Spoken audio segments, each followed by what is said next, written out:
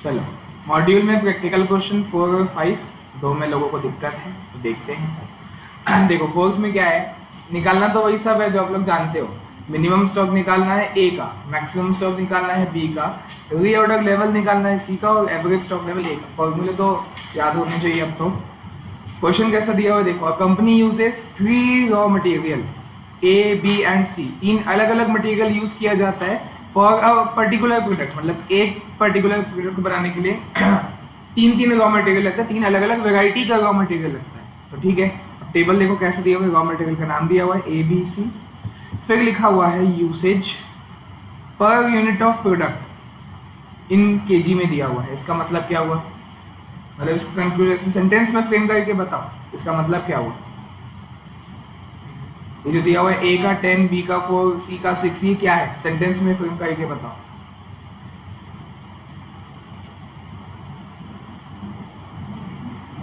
Frame करके बताओ। Heading का इस्तेमाल करो ना, हेडिंग क्या लिखा, क्या है, usage per unit of product, मतलब एक पर्टिकुलर प्रोडक्ट को बनाना, आपको एक प्रोडक्ट बनाना है तो उसके लिए मटेरियल तो तीनों लगेगा। वो तो आपको पहले लाइन में बता दिया था कि एक प्रोडक्ट को बनाने के लिए 3 अलग अलग वेराइटी का मटेरियल लगेगा ए बी और सी, पर कितना कितना लगेगा वो बताया कि एक प्रोडक्ट को बनाने के लिए 10 kg ए, उसी एक प्रोडक्ट को बनाने के लिए 4 kg बी और उसी सेम एक पर्टिकुलर प्रोडक्ट को बनाने के लिए 6 kg सी। मतलब अगर मैं टोटल करूँ तो 20 kg लगेगा।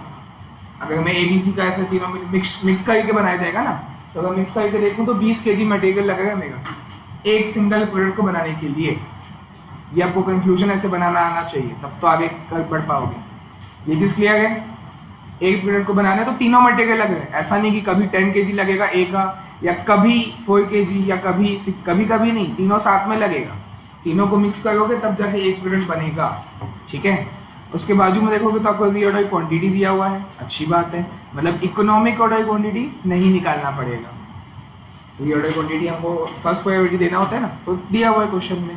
उसके बाद लिखा हुआ है प्राइस पर केजी, तो मतलब देखो ए बी और सी आप यूज़ तो करोगे, यूज़ करने के लिए आपको परचेस भी करना पड़ेगा, तो इसका परचेस प्राइस दिया हुआ है, ठीक है। उसके बाद डिलीवरी पीरियड दिया हुआ है, मतलब ये लीड टाइम है इन वीक्स। डिलीवरी पीरियड मतलब डिलीवरी में इतना समय लगता है, तो ये लीड टाइम हुआ। और minimum lead time, average lead time, maximum lead time तीनों का दिया हुआ है, तीनों मटेरियल का, ठीक है। उसके बाद रीऑर्डर लेवल दिया हुआ है ए और बी का, क्यों, क्योंकि सी का तो निकालना है, थर्ड पॉइंट आपको बोले हैं। मिनिमम स्टॉक लेवल ए और बी का नहीं पता है, सी का पता है, जो जो बोले हमको निकालना है। हाँ, अब मेन चीज़ तो ये है कि भाई वीकली प्रोडक्शन वेरीज मतलब चेंज होता है, फ्लक्चुएट होता है फ्रॉम 175 टू 225। मतलब मिनिमम कितना हुआ और मैक्सिमम, तो मिनिमम मैक्सिमम क्या, जैसे हम लोग बोलते हैं मिनिमम कंजम्पशन या बोलते हैं मिनिमम लीड टाइम, तो ये क्या है, मिनिमम प्रोडक्शन, कंजम्पशन नहीं, प्रोडक्शन। क्या अंतर है प्रोडक्शन और कंजम्पशन में?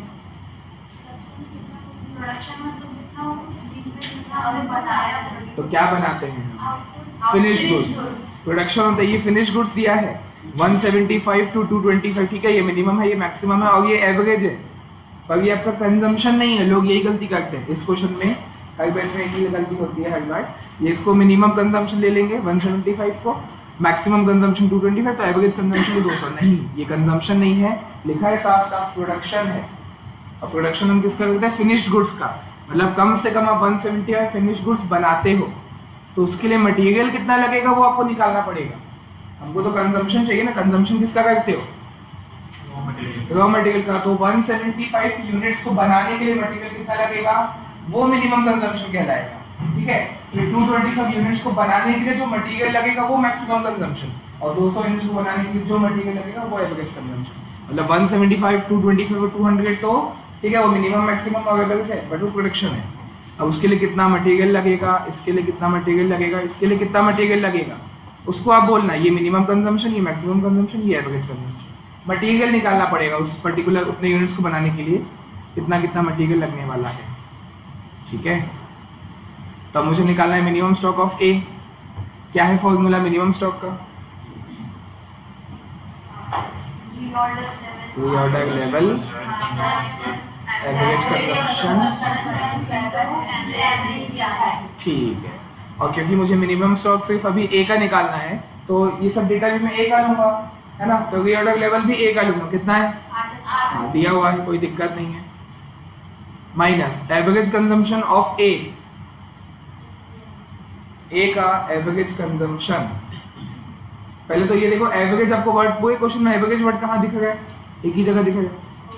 हाँ, ये बता दें, ये एवरेज 200 तो लिखूँ यहाँ पे 200 नहीं, बस अभी तो वही डिस्कस किए। हाँ, एवरेज है 200 बट वो एवरेज प्रोडक्शन है।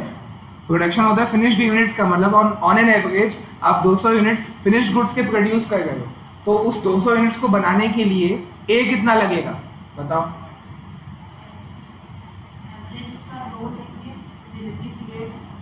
अब वो तो लीड टाइम है, वो तो ये लो मैं लिख देता हूँ। लीड टाइम तो बात की बात है, कंजम्पशन अभी चाहिए ना। हाँ 10, बिल्कुल वही तो चाहिए था हमको। वही देखो, आप ऑन एन एवरेज कितना यूनिट्स बनाते हो? 200, है ना। और हमको तो अभी सिर्फ ए पे फोकस करना है ना, हमको तीनों पूरे क्वेश्चन में कहीं पर भी तीनों को साथ में नहीं बोले, अभी आपको सिर्फ ए का देखना है। तो 200 यूनिट्स को बनाने के लिए ए कितना लगेगा, बस आपको ए पे फोकस करना है। तो ए आपको ये बता दिया 10, ये तो बताया। ए 10 लगेगा, बी 4 लगेगा, सी 6 लगेगा। जब बी निकालना होगा तो 4 काम आएगा, जब सी का निकालना होगा तो 6 काम आएगा। समझ आएगा? चलो ऐसे मैं और बता देता हूँ और डिटेल में थोड़ा सा। चलो आप लोग बता दीजिए जरा किसको किससे मल्टीप्लाई करेंगे, और रैंडम में ऐसे पूछते जा रहा हूँ। अगर मुझे निकालना है maximum consumption of B, maximum consumption of B, तो दो कौन कौन सी चीज को मल्टीप्लाई करोगे बताओ? 225 को मल्टीप्लाई करोगे किससे? 4 से। बिल्कुल, मैंने क्या क्वेश्चन पूछा? मैक्सिमम कंजम्पशन, तो आप मैक्सिमम तो इसको उठाओगे, है ना। बट ये क्या है? मैक्सिमम प्रोडक्शन है फिनिश गुड्स का। तो मैंने किसका पूछा? बी का पूछा। कि आप ये सोचो कि 225 यूनिट्स को बनाने के लिए बी कितना लगेगा, सिर्फ बी पे फोकस करना है, तो 4 से मल्टीप्लाई, है ना। तो चलो अब एक बार आप हर्ष आप बताओ मिनिमम कंजम्पशन ऑफ सी किसको किससे मल्टीप्लाई करेंगे? मिनिमम कंजम्पशन निकालना है सी का 6 से, ठीक है, बढ़िया। चलो Ishika average consumption of B ऐसे आएगा, सबको समझ आ गया? ठीक है। हाँ, ये मिनिमम है, ये मैक्सिमम है, ये एवरेज है, बट प्रोडक्शन है। तो आपको कंजम्पशन निकालना है किसी भी पर्टिकुलर मटेरियल का, ए या बी या सी का, उसके रिस्पेक्टिव से आप किसी से भी मल्टीप्लाई कर सकते हो, आपका तब जाके आएगा। ठीक है। तो अगर मेरे को अभी यहाँ पे एवरेज कंजम्पशन चाहिए ए का, तो एवरेज तो 200 है और ए का कंजम्पशन होता है 10 kg, तो यानी 2000 आपका हो जाएगा। 2000 kg विल बी, अच्छा यहाँ पे kg लिखना जरूरी है, नहीं तो उसका भी मार्क्स जाता है। 2000 kg आपका हुआ, तो लिखिए टेस्ट में। अच्छा, उसको गॉस शीट का टेस्ट था, ठीक है। 2000 kg हुआ आपका एवरेज कंजम्पशन इनटू ए का एवरेज लीड टाइम कितना है? 2 क्या वीक्स, वो लिखना पड़ेगा। डेज वीक्स क्या है सब मेंशन करना होता है, ठीक है। और ठीक है, अब इसको आप एक स्टेप में सॉल्व कर सकते हो। Final answer 4000 kg। बीकॉम नहीं है कि एक एक स्टेप वाइज दिखाएंगे, छोटा छोटा पूरा एक साथ दिखा देंगे। हाँ नहीं, सब जगह लिखना,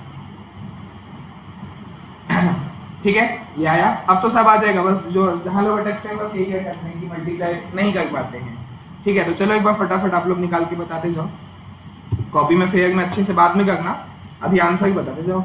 मैक्सिमम स्टॉक ऑफ बी, तो चलो आरती फॉर्मूला मैक्सिमम स्टॉक का ट्राई करो बिना देखे, थोड़ा बड़ा सा फॉर्मूला था, 4 चीजें आती हैं।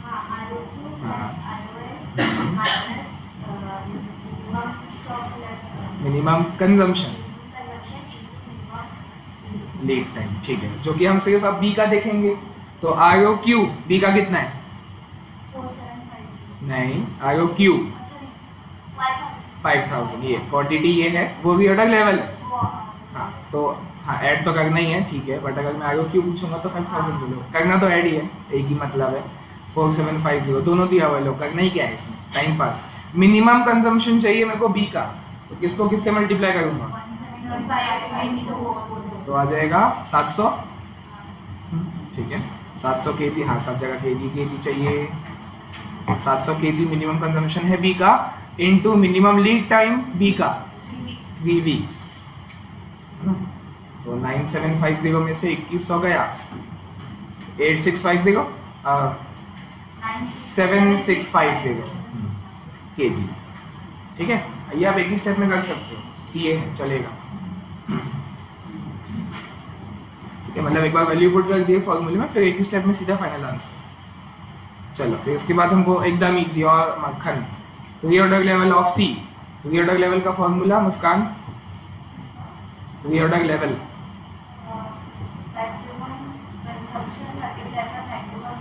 जो कि हम सिर्फ C का देखेंगे, तो C का मैक्सिमम कंजम्पशन चाहिए, किसको किससे मल्टीप्लाई, 225 इंटू 6 तो आएगा 750।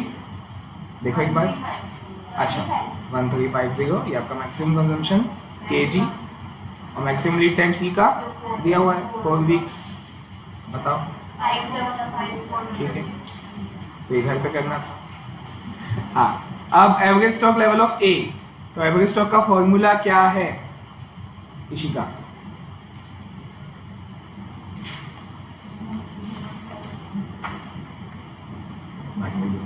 हाँ बताओ। नहीं,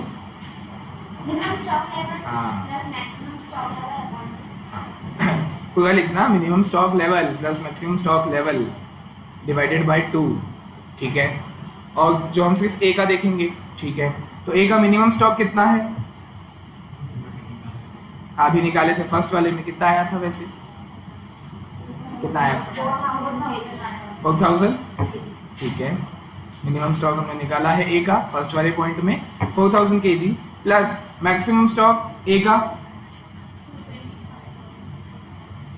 मैक्सिमम स्टॉक निकालना पड़ेगा, मैक्सिमम कंजम्पशन नहीं ना, जो आप 225 को मल्टीप्लाई कर रहे थे। मैक्सिमम स्टॉक चाहिए हमको A का, नहीं दिया हुआ है, अलग से वर्किंग नोट में निकाल लेना। मैक्सिमम स्टॉक का वही formula, ROQ plus ROL minus minimum consumption into minimum lead time. ठीक है, तो सिर्फ A का देखेंगे, A का ROQ 10,000 और ROL 8,000, 10 प्लस 8 तो कर देंगे। हाँ, फिर इसमें माइनस मिनिमम कंजम्पशन A का, किसको किससे मल्टीप्लाई, इनटू 10, क्योंकि A का चाहिए ना, तो 1750 हो जाएगा, into minimum lead time A का 1 है, तो बस 18 में से 17 5 750। ठीक है, ये kg आया है, मैक्सिमम स्टॉक आया है A का, तो मैं यहाँ पुट कर दूंगा एवरेज के लिए 16,250 kg प्लस करके अपॉन 2 कर दो 125 kg। ठीक है, खत्म हो गया क्वेश्चन? नहीं, एवरेज स्टॉक के दो फॉर्मूले होते हैं, दोनों से निकालना पड़ता है। दूसरा फॉर्मूला क्या है इशिका, आप ही बताओ, ट्राई करो ना, स्टार्टिंग का सेम होता है। हाँ, नहीं, RO ब्रैकेट में ROQ डिवाइड बाय 2 ये होता है फॉर्मूला। तो मिनिमम स्टॉक तो वही हो जाएगा सेम जो हम निकाले थे फर्स्ट पॉइंट में, प्लस ROQ हमको दिया हुआ है A का 10,000, तो 10,000 अपॉन 25 प्लस करके 9,000 kg। ठीक है, देखो दोनों आंसर देता है, 10,125 भी है, 9,000 भी है, नीचे देखना दोनों है, ये देखो नहीं मिलेगा। उसके पास कौन सा आंसर रहेगा हमको नहीं पता ना, सजेस्टेड आंसर में मान लो कोई एक ही आंसर दिया है एक ही फॉर्मूले से, और आपने क्या पता दूसरे से किया होगा, तो कुछ मार्क्स नहीं मिलेगा। दोनों से करना, 9,000 भी है, 10,125 भी है, दोनों से करने में मार्क्स नहीं कटेगा, बिल्कुल नहीं कटेगा, मॉड्यूल किया हुआ है खुद से। ठीक है,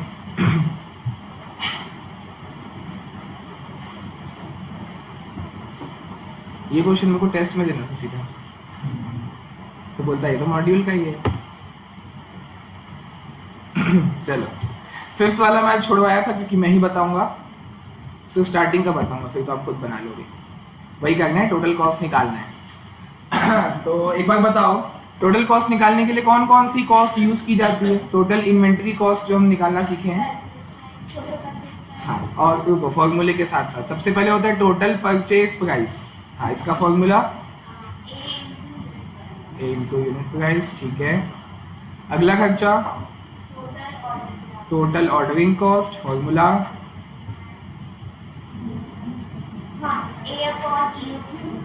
ठीक है, क्यू लिख देता हूँ,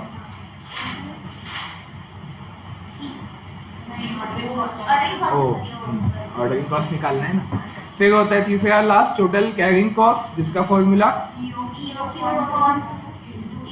सी। ठीक है, तो बस यही करना है हमको, इस क्वेश्चन में भी यही करना है। अभी तक क्या करते आए थे, 2 कॉलम बनाना होता था। अभी तक जो भी आपने क्वेश्चन बनाया है, एक EOQ का होता था, एक ROQ का होता था, 2 कॉलम।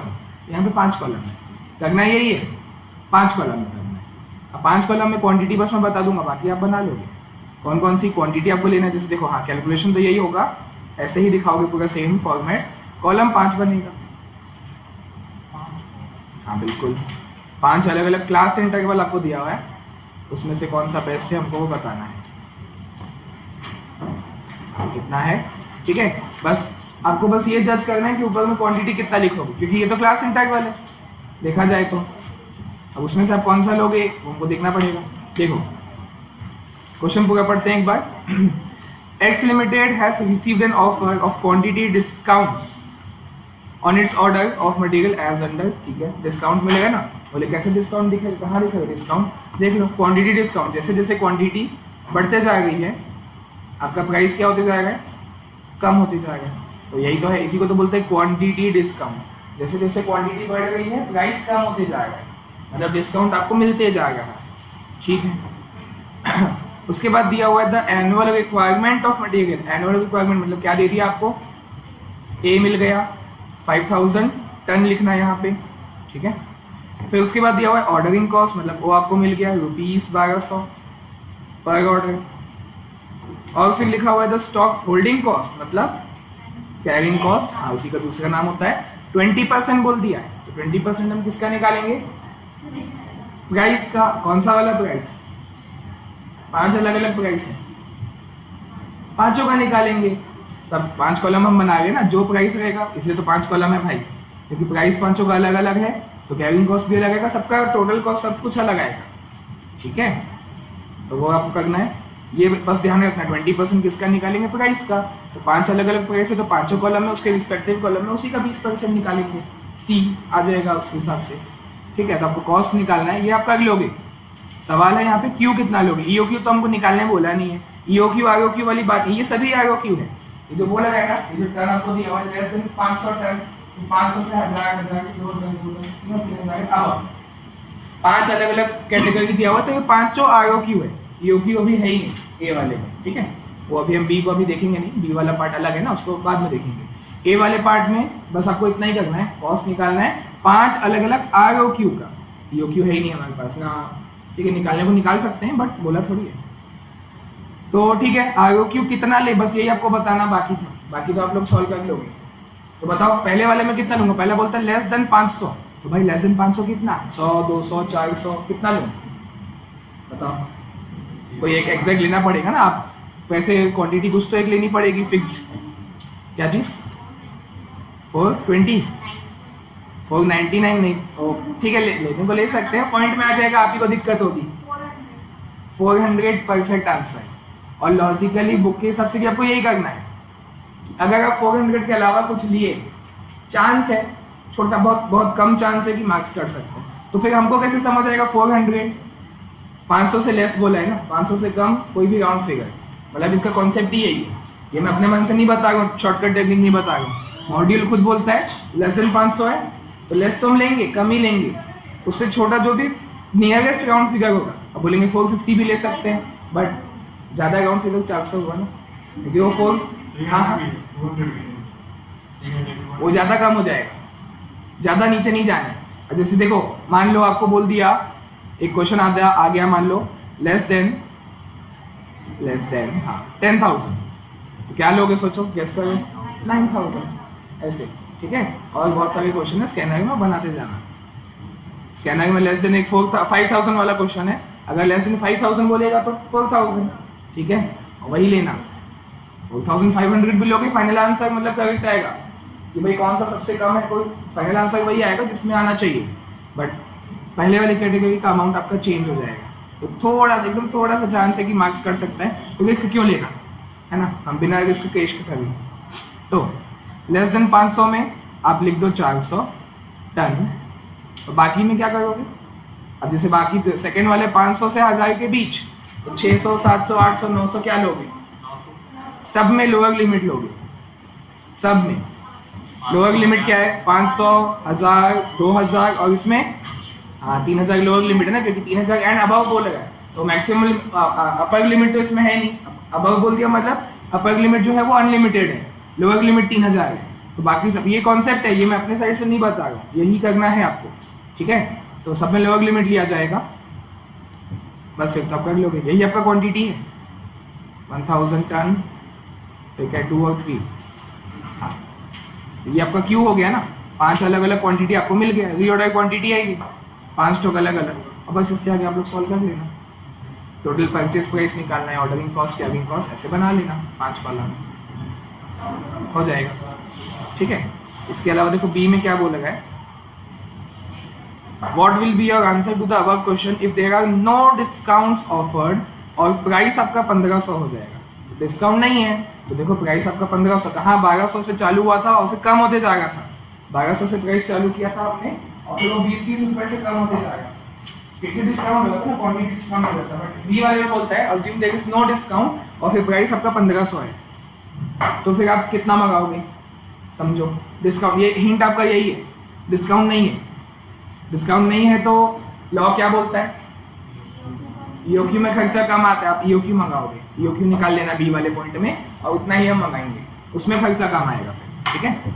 अच्छा इसमें क्या बोले, यू आर, ये तो हमने पढ़ाया ही नहीं, you are required to compute the most economical purchase level, economical मतलब सबसे सस्ता, हाँ इकोनॉमिक ऑर्डर क्वांटिटी नहीं बोला कि ईओक्यू निकाल दोगे, इकोनॉमिकल परचेज लेवल, हाँ जैसे अगर इकोनॉमिक ऑर्डर क्वांटिटी का जो इकोनॉमिक वर्ड है उसका मतलब ही वही है, सबसे सस्ता, ईओक्यू में सस्ता होता है ना खर्चा, लॉ जो बोलता है, इकोनॉमिक वर्ड का मतलब ही होता है सस्ता, ठीक है। तो अभी यहाँ पे क्वांटिटी निकालने नहीं बोला, इकोनॉमिकल परचेज लेवल मतलब इन्हीं में से, इन पांचों में से आपको बताना है कौन सा सस्ता है, तो वो आप टेबल ये बना के आ जाओगे। अब बी वाले में बोलता है नो डिस्काउंट है, नो डिस्काउंट है मतलब आप लॉ को फॉलो करो ना, फिर अगर डिस्काउंट नहीं है तो खर्चा किस पे कम आता है, ईओक्यू में, तो ईओक्यू आप निकाल सकते हो, ए ओ सी सब हमको पता है, प्राइस 1500 लेना, 1500 का 20% निकालना, ठीक है, ऊपर वाले किसी प्राइस का मत उठा लेना, अब तो प्राइस 1500 है ना, तो कैरिंग कॉस्ट उसका 1500 का 20% लेना, तब ईओक्यू सही आएगा और उसका फिर कॉस्ट निकाल लेना, बन जाएगा ये वाला फिर, ठीक है। इसके अलावा बाकी जो होमवर्क नहीं किए हैं करना भाई, तो फिर अपना मॉड्यूल ख़त्म, मंडे से स्कैनर 9th बचा है, 8-9 पहले दिया था होमवर्क आपसे, वो भी करना, आप वो भी नहीं किए हो, करना पूरा, संडे का दिन है, मंडे पूरा चेक करूँगा मैं, मंडे से स्कैनर लेके आना, ठीक है।